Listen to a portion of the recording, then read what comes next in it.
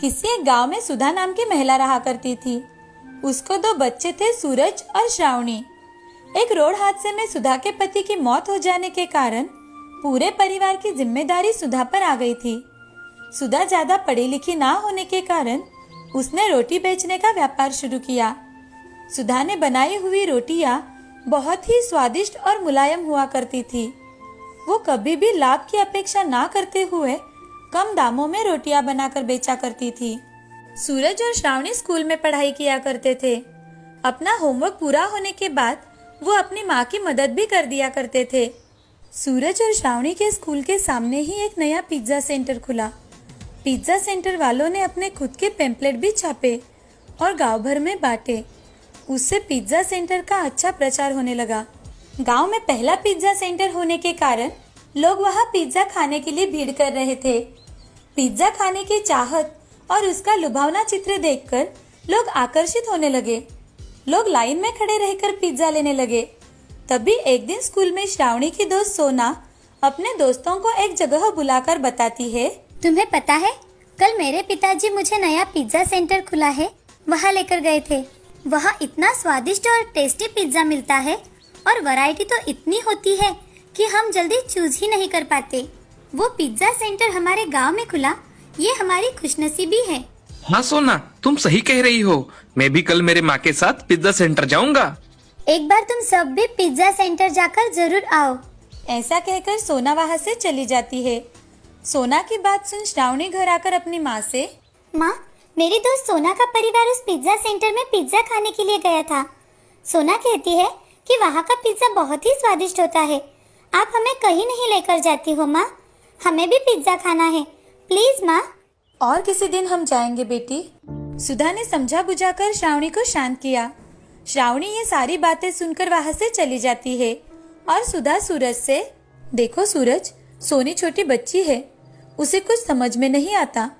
उसके दोस्तों की बातें सुनकर पिज्जा खाने की जिद कर रही है। मगर तुम्हें तो हमारे घर के हालात पता है ना, रोटियां बेचने से ही तो हमारा घर चलता है और पिज्जा बहुत महंगा होता है, जो सेहत के लिए बिल्कुल अच्छा नहीं होता। तुम श्रावणी को समझाओ बेटा। ठीक है माँ। ऐसा कहकर सूरज वहां से चला जाता है। थोड़े दिनों बाद सूरज का क्लासमेट रोहन का बर्थडे आया तो रोहन स्कूल में सबको पिज्जा पार्टी देने लगा। उस दिन उसने पिज्जा सूरज और श्रावणी को नहीं दिया। सूरज रोहन के पास आकर, रोहन, तुम मुझे पिज्जा नहीं दोगे तो भी चलेगा, मगर मेरी बहन को सिर्फ थोड़ा सा दे दो। बेचारी को बहुत दिनों से पिज्जा खाने का मन कर रहा था। सूरज की बातें सुन रोहन, तुम जैसे भिखारियों को देने के लिए क्या तुम्हारे माँ के हाथ की रोटियां समझ रहे हो? ये पिज्जा है, पिज्जा। इसे खाने के लिए नसीब होना चाहिए, समझे? चलो निकलो यहाँ से। ऐसा कहकर रोहन वहां से चला गया।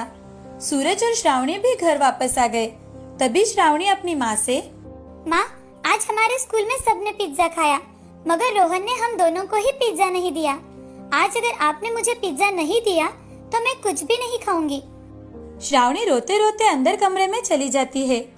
तभी सुधा वहाँ खड़े खड़े सोचने लगती है। उसे कुछ भी समझ में नहीं आ रहा था कि क्या किया जाए। तभी उसने घर में बनाई हुई रोटी के ऊपर चीज, पनीर और सब्जियां डालकर एक रोटी पिज्जा बनाया, जो कि दुकान के बाहर लगाए हुए चित्र के समान ही था। और श्रावणी को बुलाकर सुधा, श्रावणी बेटी, देखो मैंने तुम्हारे लिए पिज्जा बनाया है, जरा खाकर देखो।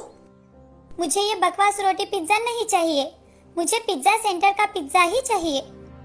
मैं तुम्हें कल किसी भी हालत में पिज्जा खिलाऊंगी बेटी। आज के लिए तुम इसे ही खा लो, बहुत रात हो चुकी है। मुझे ये नहीं चाहिए तो नहीं चाहिए। ऐसा कहकर श्रावणी वहां से चली गई और श्रावणी भूखे पेट ही सो गई। भूखे पेट सोने के कारण उसे नींद ही नहीं आ रही थी। तभी आधी रात को उठकर श्रावणी रोटी पिज्जा खाने लगी। सुधा यह सब दूर खड़ी रहकर देख रही थी और मन ही मन खुश हो गई। अगले दिन सुधा सूरज को अपने पास बुलाती है और उसे पैसे देकर, ये लो पैसे, स्कूल से घर आते समय इन पैसों से तुम दोनों के लिए पिज्जा खरीद कर लाना। माँ, ये पैसे कहाँ से आए? तुम्हारे पास तो पैसे नहीं थे ना? अपनी पड़ोसी मधु आंटी है ना, उनसे उधार लिए थे, थोड़े थोड़े करके चुकता कर दूंगी। श्रावणी पैसे मिलने की वजह से बहुत खुश हो गई। सूरज के साथ श्रावणी स्कूल चली जाती है। स्कूल खत्म हो जाने के बाद सूरज श्रावणी को लेकर पिज्जा सेंटर चला जाता है।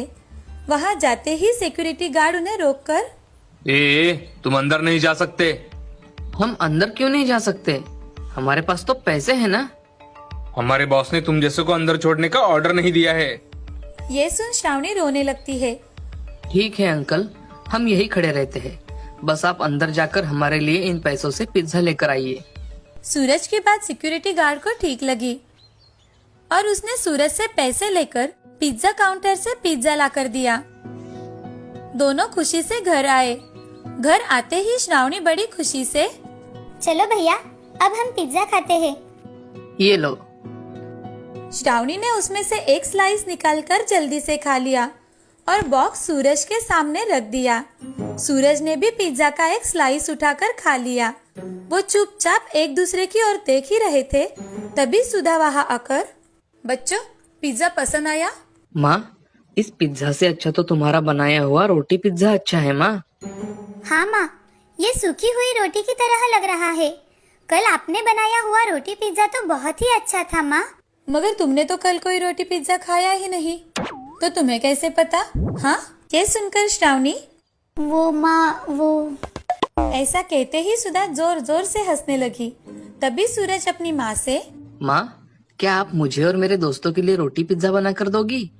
मैं कल तुम दोनों को रोटी पिज्जा बना कर दूंगी। अगले दिन सूरज और श्रावणी अपने टिफिन में रोटी पिज्जा लेकर गए। लंच टाइम में अपने दोस्तों को रोटी पिज्जा खिलाया। उतने में रोहन वहां आ जाता है। रोहन सूरज से, तुम रोटी बेचने वाले हो, इससे ज्यादा तुम क्या ला सकते हो? ये ऐसा वैसा पिज्जा नहीं है, ये रोटी पिज्जा है।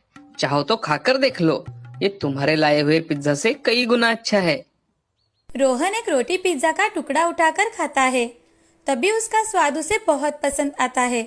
तभी रोहन सूरज से, अरे हाँ सूरज, ये रोटी पिज्जा तो सच में बहुत स्वादिष्ट है। मैंने तुम्हारा अपमान किया और तुम्हें बहुत भला बुरा कहा, मुझे माफ कर दो। अरे रोहन, तुम मेरे दोस्त हो, मैंने तुम्हें कब का माफ कर दिया है। ऐसा कहकर सूरज और रोहन दोस्त बन गए। अगले ही दिन से सुधा अपने रेडी पर रोटियों के साथ साथ रोटी पिज्जा भी बनाकर बेचने लगी। सभी लोगों को रोटी पिज्जा बहुत अच्छा लगने लगा। लोग लाइन में खड़े होकर सुधा का बनाया रोटी पिज्जा खाने लगे। बहुत ही जल्दी वो पिज्जा सेंटर बंद हो गया और सुधा का रोटी पिज्जा बहुत फेमस हो गया। ये देख पिज्जा सेंटर का मालिक रविंद्र सुधा के पास आकर उससे एक रोटी पिज्जा खाता है और सुधा से, तुम्हारे इस रोटी पिज्जा से मेरा पिज्जे का दुकान बंद हुआ है। मुझे तुम पर बहुत गुस्सा आ रहा था, मगर जब मैंने तुम्हारा रोटी पिज्जा खाकर देखा तो मेरा सारा गुस्सा चला गया। सच में ये रोटी पिज्जा बहुत ही स्वादिष्ट है। वैसे मेरा पिज्जा का दुकान तो अब बंद हो गया है, तो तुम एक काम क्यों नहीं करती, मेरे दुकान में ही अपने पिज्जे का दुकान लगा दो और मुझे तुम्हारे व्यापार में से थोड़ा हिस्सा दे देना।